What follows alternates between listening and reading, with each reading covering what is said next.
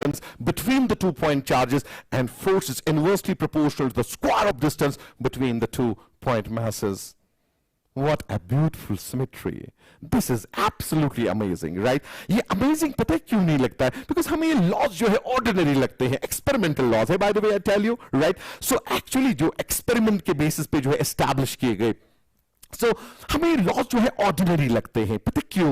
ये हमें लगता है यार ये सिंपल इक्वेशन है, इन लॉज में क्या खास इतना है, but you know this is actually showing you the beauty of the nature, right? How these laws are manipulating themselves and exactly they show the similar kind of a pattern, right? So जब हम इन दोनों प्रोपोर्शनैलिटीज को यहां पे जो है combine करेंगे, we write force is proportional to Q1 Q2 upon R square, right?